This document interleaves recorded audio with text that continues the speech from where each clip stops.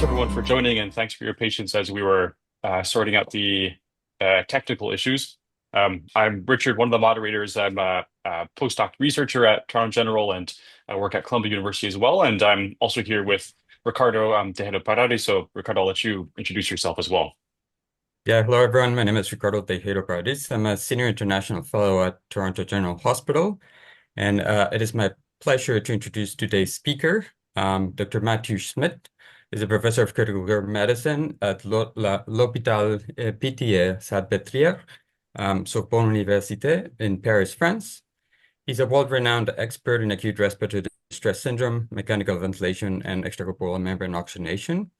He has published numerous studies investigating the use of ECMO for cardiac and respiratory failure, and led the recent multi-center pro-ECMO randomized controlled trial of prone positioning during ECMO for ARDS. Today, he will be speaking about mechanical ventilation during ECMO. So please join us in welcoming Professor Schmidt.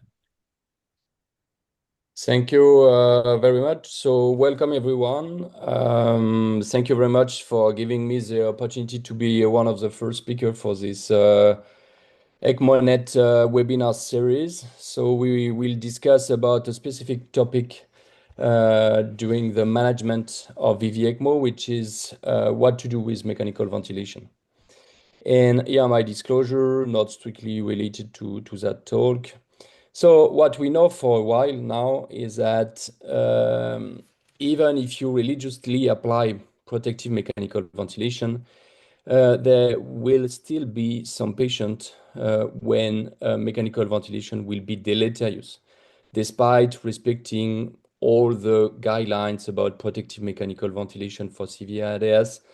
And you see that some patients may exhibit some red spot that you see there on the screen, which means that this patient will have what is called tidal hyperinflation. In fact, it's another dysfunction of the safe zone, and this means if you do some cytokines dosage in the bronchoalveolar lavage, you will see that for this patient exhibiting tidal hyperinflation, the inflammation, the local inflammation in the alveoli is extremely high and much higher than the patient who did not have this tidal hyperinflation. So it means that, in fact, it has been well highlighted in this editorial by Luciano Gattinoni, highlighting that the smaller the baby lung, the greater is the potential for unsafe mechanical ventilation. So this is really the challenge for ECMO patients, because those patients will have the smallest baby lung in your ICU. So we have to find a way to treat the lung gently, and for that, we know that the principle of VV ECMO is obviously to replace the pulmonary function, but why it works, it's because you pay attention to mechanical ventilation, you allow the lung to rest, and you allow healing of the lung by getting time to wait for the healing of the lungs. So how could we ventilate this kind of extreme patient during H1N1 when there is almost no more parenchyma to ventilate? Or could we ventilate them? We have to go back to physiology, and for that we need to understand that the main point, the main aim of mechanical ventilation on VV ECMO is to minimize lung stress and strain. And lung stress and strain are generated by a ventilator-induced lung injury, and it has been well demonstrated since more than 40 years that there are many factors that will contribute to ventilator-induced lung injury. We have the volutrauma, which means that the volume is potentially toxic for the alveoli. We have the barotrauma. We have the phenomenon of atelic trauma, which is a collapse at the end of the expiration, collapse of the alveoli with an abrupt over-dysfunction of the alveoli during the inspiration phase. We have the biotrauma, which is a release of inflammatory cytokines in the blood. And we have also to pay attention to something which is frequently neglected, which is a myotrauma, which is the fact that those patients will be ventilated for a prolonged period. So if you let the muscle inactivate for a prolonged period, it may be also, it may generate some muscle damage. So in an ideal world, what should be the objective of mechanical ventilation for patient on VV ECMO?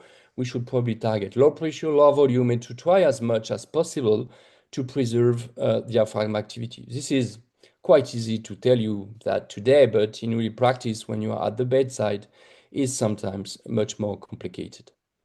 So the global idea of mechanical ventilation on ECMO will be, in fact, to reduce the mechanical power. The mechanical power, this is the energy transmitted from the ventilator into the lungs. The lung, in that case, it's a damaged lungs.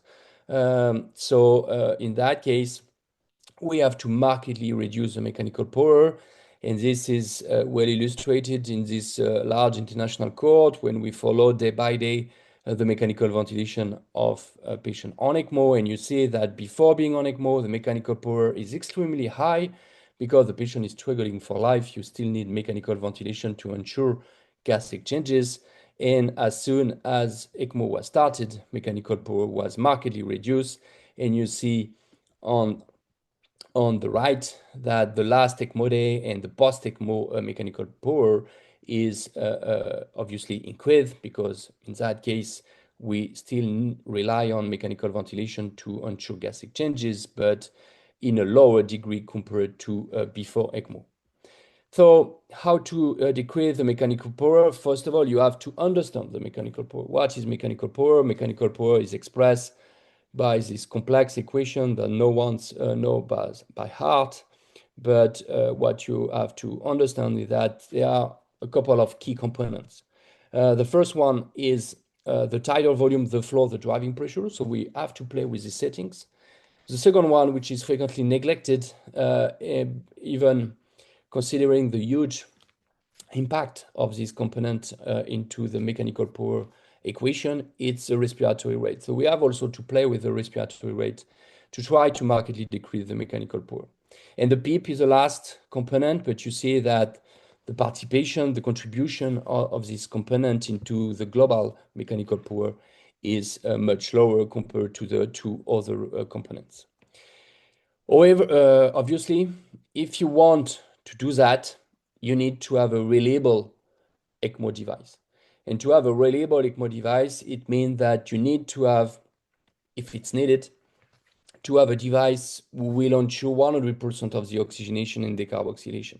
Otherwise, if you have a device which is not settled properly, meaning which do not have the possibility to fully replace the pulmonary function, you will be limited to protect the lung because you will still need aggressive mechanical ventilation to ensure gas exchanges. So it means that the challenge is this challenge is playing at cannulation because you know that large drainage cannula makes the possibility to get higher flow. So if you get the possibility to get high flow, it means that if needed, your patient could be fully oxygenation of your patient could be fully replaced by the ECMO device. So on ECMO, we will focus to, first of all, to try to reduce the plateau pressure on ECMO. We have a couple of studies. I will just show you a couple of them, not all of them. This one is a very interesting one coming from the team from Marco Ranieri, when they took 10 patients with a plateau pressure between 28 and 30, so meaning the sickest patient probably. This patient received a bronchoalveolar lavage, a CT scan, and then they protocolized to reduce the tidal volume to achieve a plateau pressure close to 25 centimeters of water. To compensate the respiratory acidosis induced by this tidal volume reduction, they had a CO2 removal device. And what is interesting is that 72 hours after this very simple intervention, they redo a bronchoalveolar lavage and a CT scan. They were able that, first of all, it was feasible to follow the protocol and to decrease the tidal volume from 6 to roughly 4 ml per kilogram, which led to a decrease of the plateau pressure close to 24, 25 centimeters of water. They were even able to increase the PEEP without significant impact on the PF ratio because the device was there. The PCO2 rise up, obviously, when the tidal volume was reduced, but thanks to the CO2 removal device, you see that the PCO2 was maintained in an acceptable range. And similarly, the pH was also maintained close to 7.4. What is interesting is to see what's going on after this simple intervention. They did again some dosing of inflammatory cytokines in the bronchoalveolar lavage, showing again that all the inflammatory markers were significantly reduced by this simple intervention in the most severe patient, highly suggesting that you will damage less the lung by this simple intervention and also reduce the biotrauma. This is a clinical study showing in a very homogeneous population of 123 patients receiving ECMO for H1N1, showing that the plateau pressure on the first day of ECMO in the survivors was lower compared to the non-survivor group of H1N1 patient. So reducing the plateau pressure means that we have to reduce the tidal volume. And again, you know that these devices, the ECMO devices, are over-designed for CO2 removal, so we can even go to an apneic ventilation.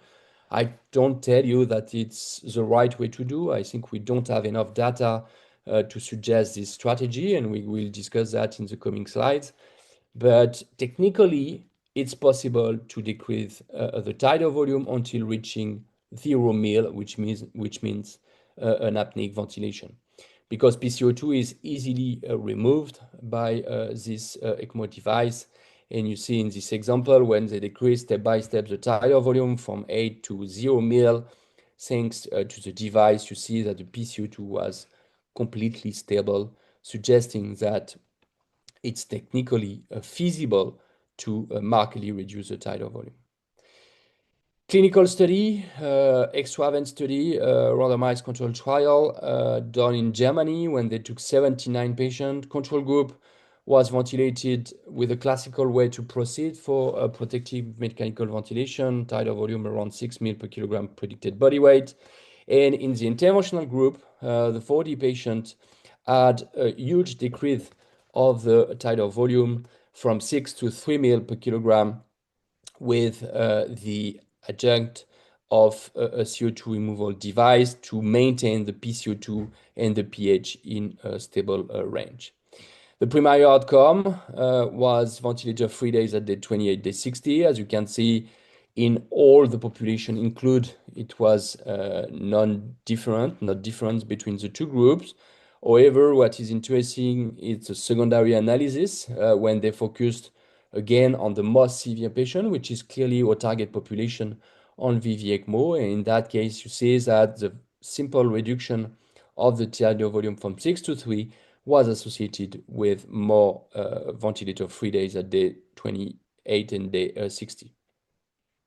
What about the PEEP? Obviously, when you will decrease the tidal volume, you may cause pulmonary derecruitment. So there is a role of PEEP in this context to try to compensate this derecruitment. And retrospective studies with obviously many methodological bias limitation suggest that the higher the PEEP on ECMO, the better the prognosis. It was an independent protective factor associated with ICU mortality and also time to death in the ICU. However, setting PEEP on ECMO could be very, very challenging. And for that, we probably need to get some guidance. And for that, we have a couple of tools available at the bedside, which can provide you some very important information to set the right PEEP, because if you set a too low PEEP, you may expose your patient to a prolonged collapse, and the patient may spend too many days, and it will probably postpone ECMO weaning. On the other hand, if you put a too high PEEP in your patient, it may generate tidal hyperinflation, which is also deleterious for the lungs. So which complex tools are available on the market? We have EIT, we have transpulmonary pressure, we have even thoracic CT guided use. And so all of these strategies, these tools have pros and cons. and I will try to review it to give you some guidance at the bedside. So first of all, I think CT is a beautiful device, a beautiful tool to understand physiology, for research, to do very nice paper which help us to better understand what's going on after an intervention with mechanical ventilation.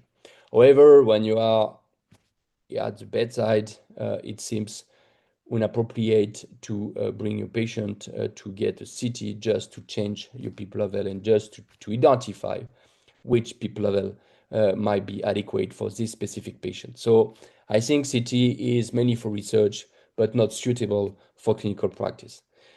Echocardiography could be promising. However, we have almost no data when it is used with very low tidal volume, as it is usually in ECMO patient.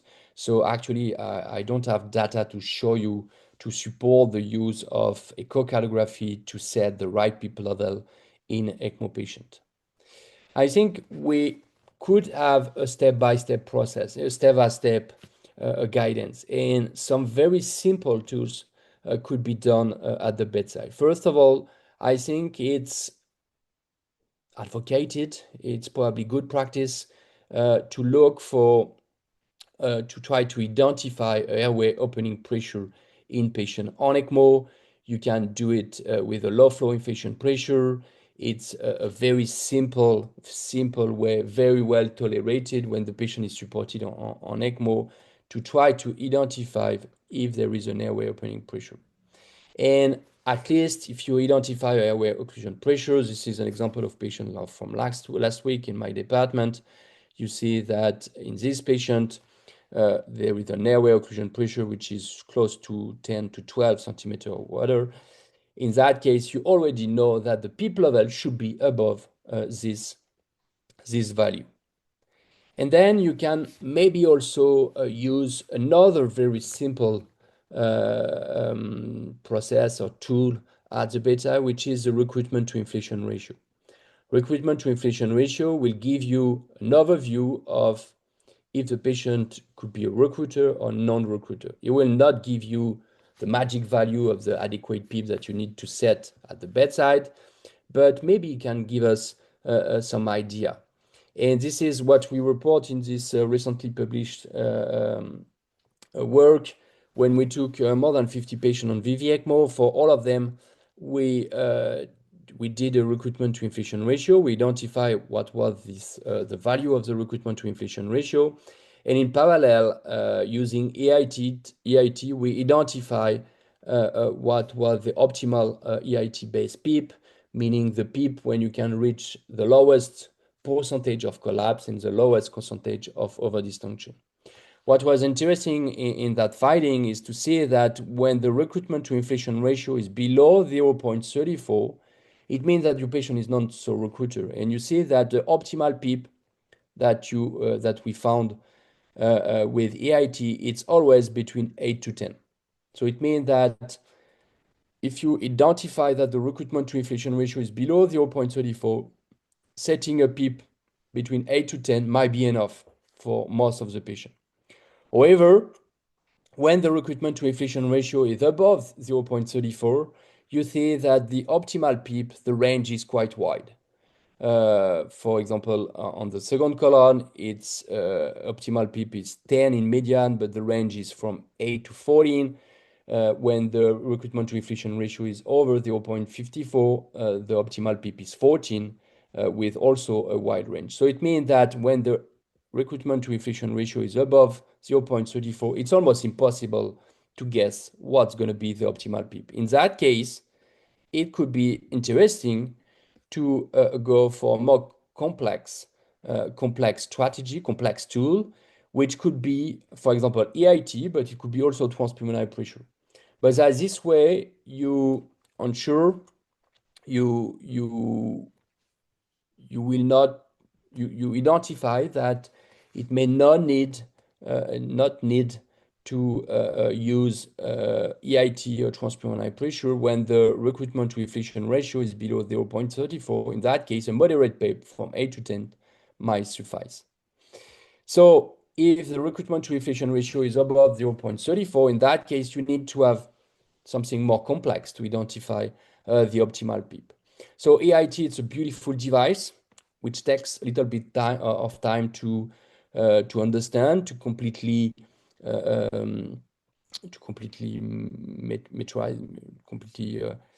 be able to interpret all the information that you get. But with the EIT, you have the possibility to have a PEEP titration and to identify what at each PEEP level, what is the percentage of collapse and over dysfunction of the lungs. And first of all, this work that we did a couple of years ago show that there is an extreme heterogeneity between patients. So it means that there is not, it's almost impossible to think that you can apply the same recipe for everyone and to apply the same PEEP level for everyone. And this is, you see that the over dysfunction percentage at a very huge range according to the PEEP level. It was the same for the collapse, showing, reinforcing again that there is a large heterogeneity between patients, and you can't guess what's going to be the optimal PEEP of the patient without any guidance. And with the IT, you can identify for a specific patient which optimal PEEP could be interesting, could be the one. This is an example, patient 14, for example. You see that the over dysfunction curve, which is in red, is progressively decreasing when the PEEP level is decreasing. On the other hand, as the PEEP is decreasing, the collapse start to appear in white. And you see that the optimal PEEP for this patient is probably the point where the two curves are crossing each other. And you can even identify it visually on the screen. You see that at PEEP 20, you have lots of blue zones, meaning that the over dysfunction is quite intense. These blue zones will progressively disappear and will be progressively replaced by some white zones, which mean that the collapse is there. And you see that the picture, when there is less blue zone, and white zone, is between PEEP 15 and PEEP 10. But this could be very different from the patient next door. The patient next door, in this example, for example, you see that the optimal PEEP for this patient was 10, when you have less blue zone and less white zones. And the patient, another patient again, showing that the optimal PEEP for this specific patient was PEEP 5. So again, it means that it's impossible to set an arbitrary PEEP.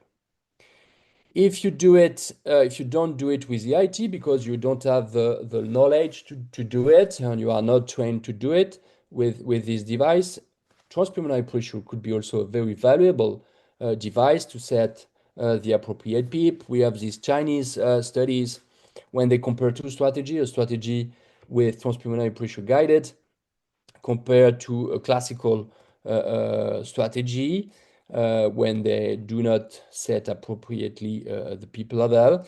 And they show that with a transpulmonary pressure guided strategy, the PEEP level was higher, but the driving pressure was lower as well. The mechanical power was even lower, and they reached a lower tidal volume as well. They were even able to show a very significant difference in terms of mortality. There is more than 20% difference mortality, which is extremely high. We have to confirm this study. We have to confirm this result if there is any impact on the outcome. But clearly, this is promising and to show that it may be useful to use this tool at the bedside to set the appropriate PEEP. So since the beginning, I told you that we're going to decrease the plateau pressure and increase the PEEP. So at the end, what I'm doing, I'm reducing the driving pressure. And to reduce the driving pressure, it's easy to do it on ECMO because gas exchanges are ensured by the ECMO device. And you know this landmark study giving you the relationship between the driving pressure and the hazard of mortality. You see that the lower the driving pressure, the lower the mortality. So clearly on ECMO, we have to target a lower driving pressure. And it has been shown in this large paper showing that when you compare ICU survivors versus ICU deaths in more than 500 patients on ECMO, you see that those who will survive exhibit lower driving pressure on ECMO. And it was an independent risk factor. The higher the driving pressure on ECMO, the worse the prognosis. So which number should we target on ECMO? This question is still open, but what we can say to date is that we should probably target a driving pressure lower than 15 centimeters. This is based on this landmark paper from the New England Journal of Medicine. You see that the relative risk of death is below 1, clearly when the driving pressure is below 14, 15. And this has been recently shown in this very nice paper done by the team by Joseph Tona from US and Eddie Pham from Canada, showing that when they analyze the ELSO database, whatever the matching that they did, they always find, even if they adjust for patient characteristics, severity, they always find that the mortality was higher in the group of patients who got a driving pressure above 15 compared to those who got a driving pressure lower than 15 on ECMO. However, the big question mark for now is, should we go further? Should we reduce further the driving pressure? I told you a few slides ago that it's totally feasible to target an apneic ventilation, and this is something which is highly studied now, is to see if it might be interesting to target an apneic ventilation. This is a pilot study when they compare several strategies of ventilation with the strategy of CPAP, which is only PEEP for at 10, with a driving pressure set as 0, with no more tidal volume.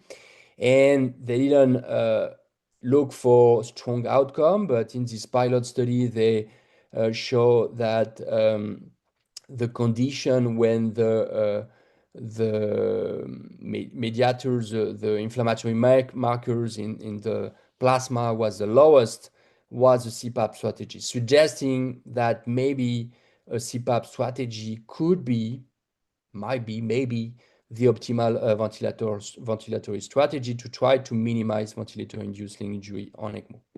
Obviously, this is only pilot study. We don't have so much data, and we will discuss that later. To reduce the respiratory rate is a very important point. I told you that respiratory rate is an independent risk factor of mortality on ECMO, without ECMO as well. And we have this physiological study when they compare two strategies. One strategy was a classical strategy of ventilation without ECMO, and another strategy was to reduce the respiratory rate from 30 to 14 while keeping exactly the same tidal volume and while maintaining the same PCO2 level and pH thanks to the extracorporeal CO2 removal device. And they show that with this very simple intervention, by reducing twice the respiratory rate, they were able to decrease the inflammation in the plasma and also in the bronchoalveolar lavage. So clearly, we have to decrease the respiratory rate, which is one of the main components of mechanical power. What about the FiO2? You know the potential toxicity of FiO2. You know that if you maintain during a prolonged period, high FiO2, it may cause denitrogenation and atelectasis. So we will try to minimize the FiO2 on the ECMO, on the ventilator, while keeping the FMO2 on the membrane at 100%.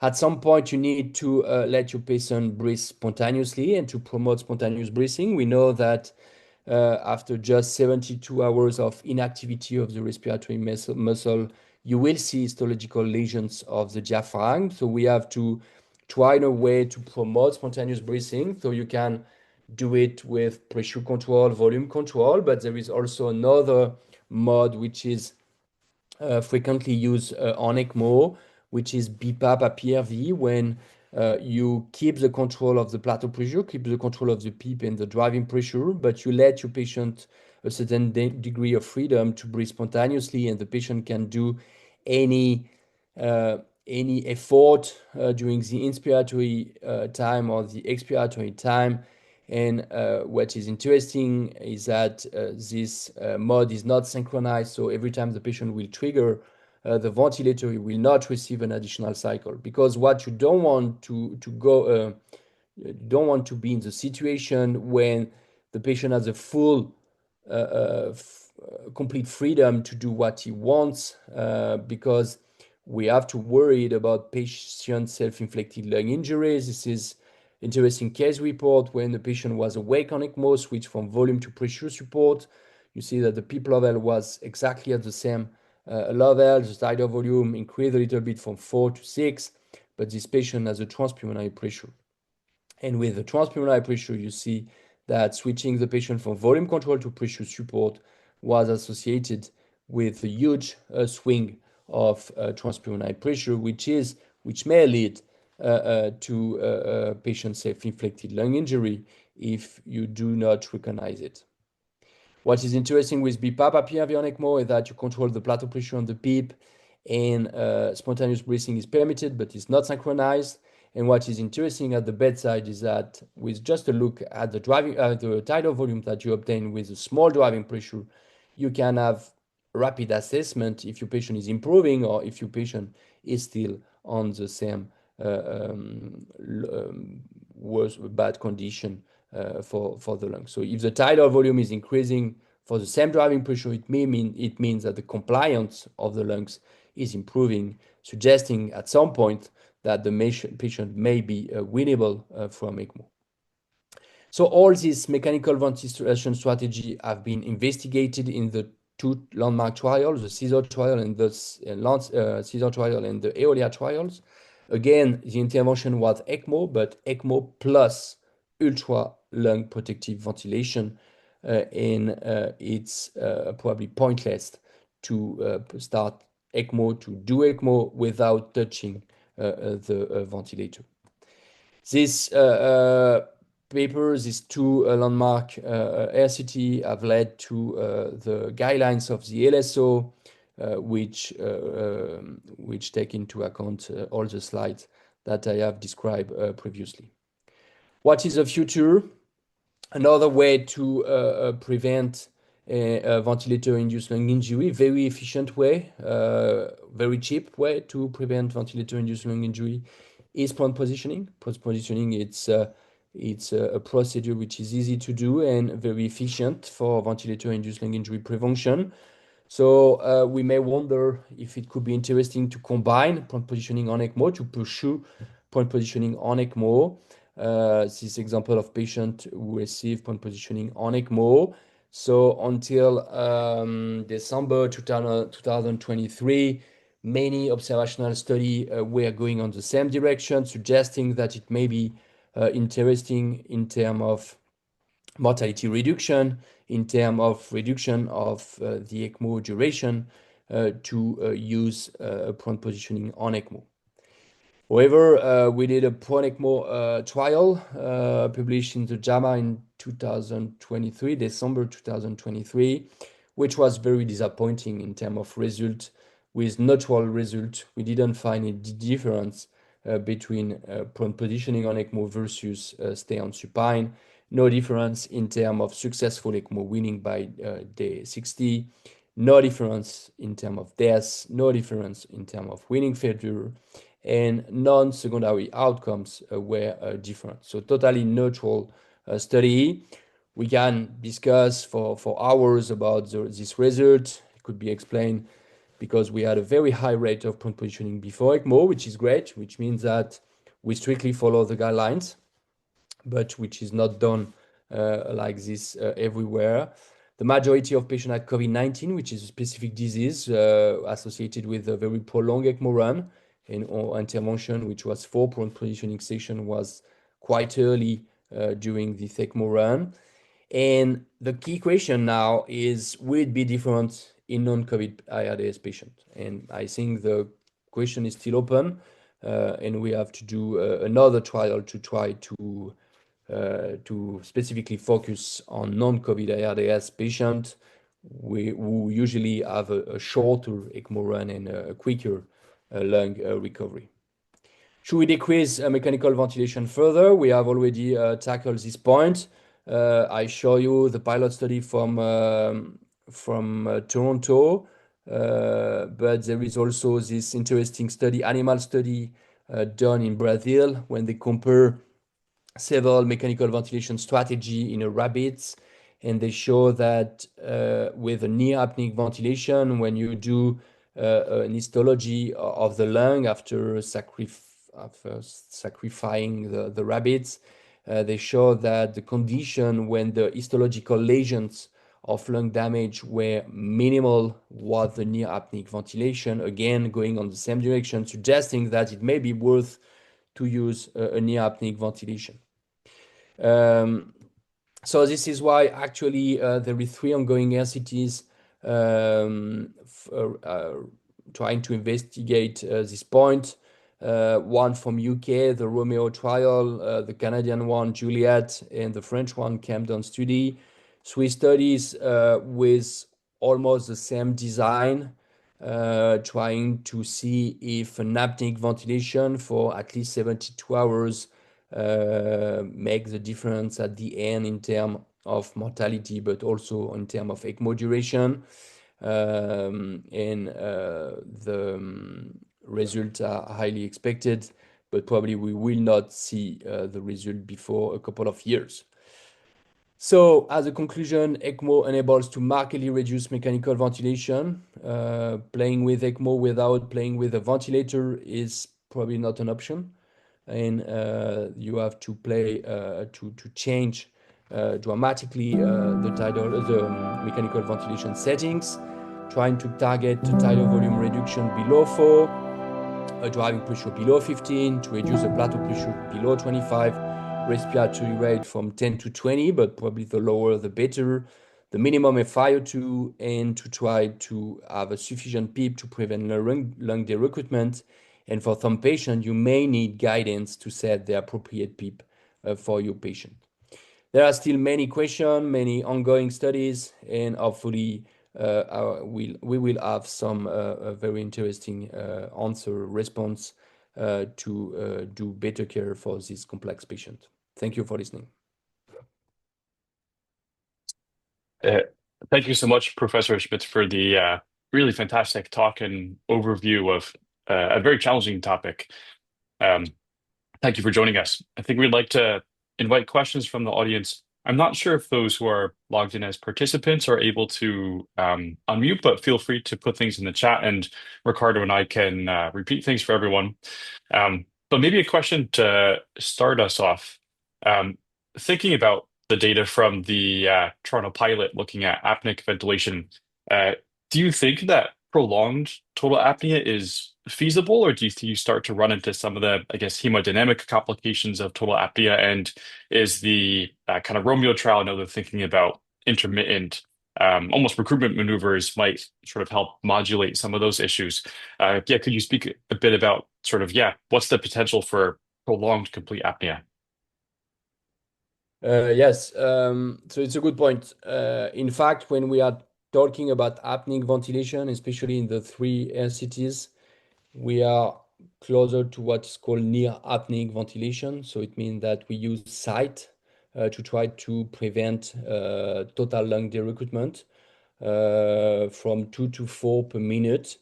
The idea also is to really pay attention, for example, in the calm down study, where in a trial where I am a PI of this trial, we in the protocol, we really pay attention to try to have the same mean airway pressure when you switch to ultra protective ventilation to apneic ventilation. So the idea is really to have almost the mean airway pressure, the average airway pressure, to have exactly the same to prevent too much lung derecruitment. And we use site as well, 2 to 4 per minute, to try to maintain the lung open. From the pilots, the patients that we did outside the RCT, and also the first patient included in the RCT, we didn't face any hemodynamic issue. Obviously, the compliance of the lung will tend to decrease with this intervention. This is an intervention during just a short period of 72 hours done early on. We can assume that this, by doing it early on, the patient will still be deeply sedated because it's quite rare to have a severe AS patient on ECMO that you are able to wake at day 2. It takes time to be able to wake the patient. So this is why we select this 72 hours time window, but early on ECMO. Great. Yeah, thank you so much. Professor Schmidt, I do have an additional question while we wait for the audience to post their questions in the chat. I think it's super important to be ultra protective at the very beginning as soon as we cannulate patients. But as patients start getting better and our objective is to have them breathing spontaneously, do you think there's a role in remeasuring some of the respiratory mechanics that you spoke about? And how restrictive are you once the patient has improved to the point where you're already starting to do your weaning trials? Are you still super restrictive and being ultra protective, or you're a little bit more liberal?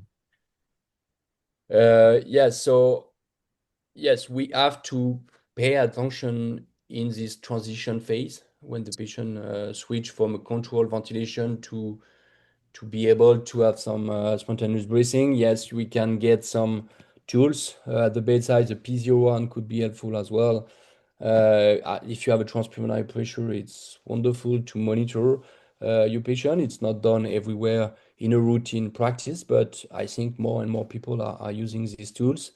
We have to pay attention to that. And when we switch a patient from controlled ventilation to spontaneous breathing, we still keep a patient on API BPAP in my department with the idea to prevent ventilator-induced lung injury by self-inflicting lung injury.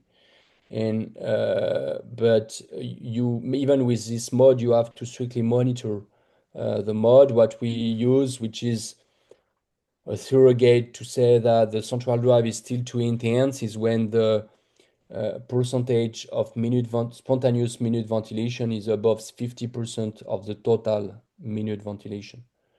This is one of the indices that one of the evidence that you can find on the ventilator screen to help you. But yeah, we have to monitor our patient when we are doing this transition phase, even if it takes time, but it's quite valuable to do it. Thank you. And just one other question that I have as well.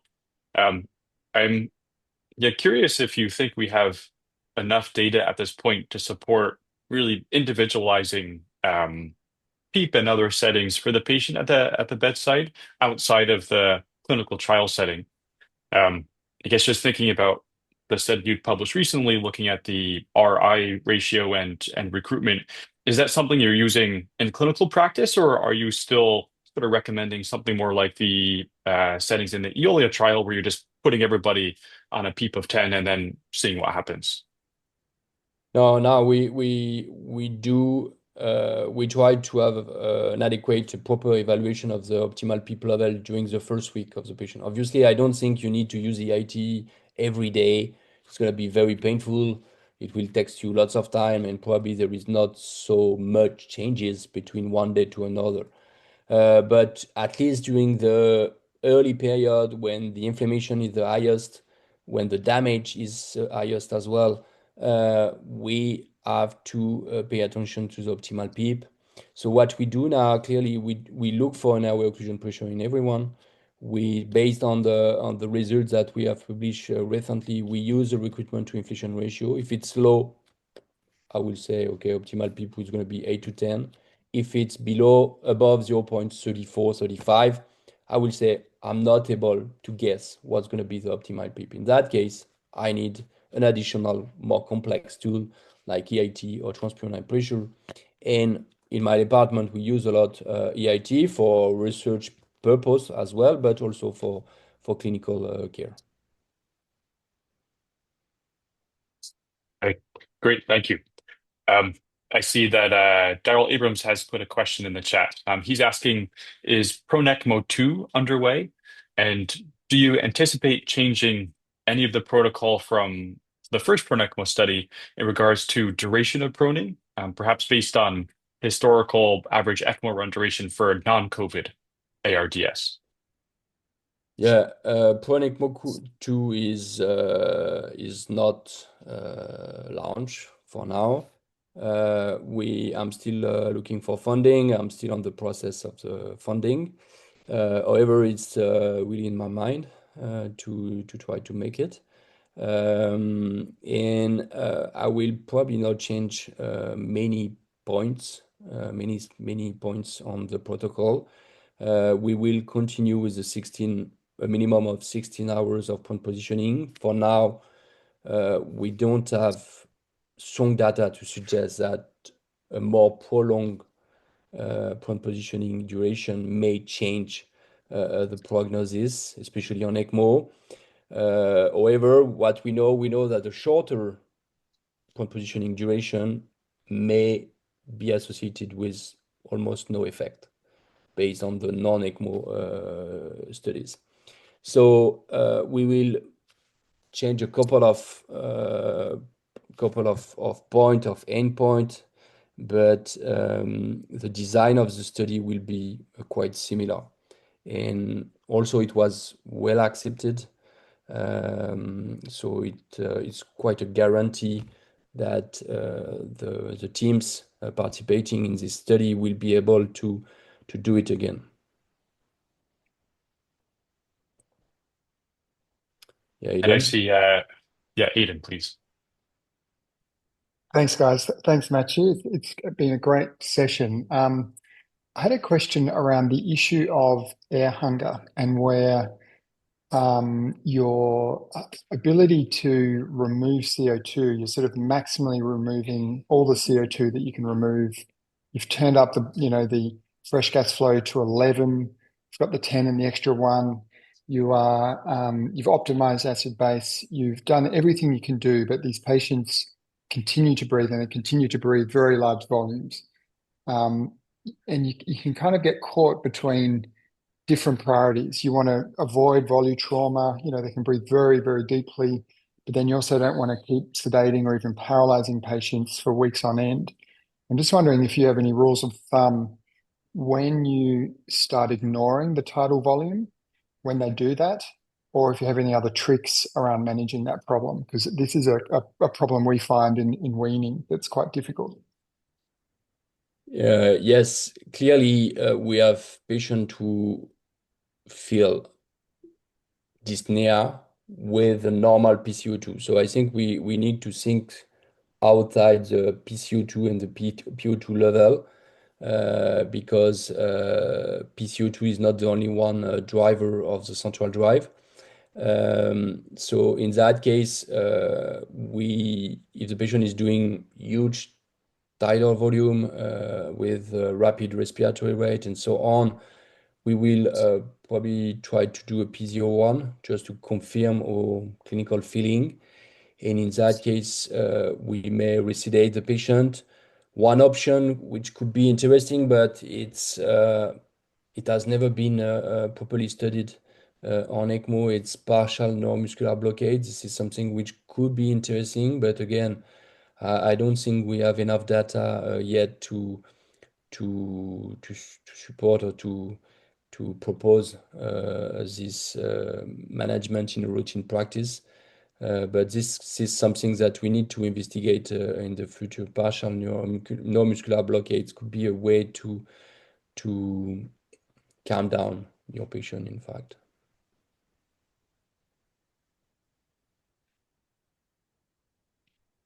I think there's one additional question in the chat from Dr. Margaret Herridge. She's asking if could you please comment on the impact of increasing patient age and comorbid burden in the aging population, on the impact of ECMO and mechanical ventilation, and outcome targets, including function and cognition.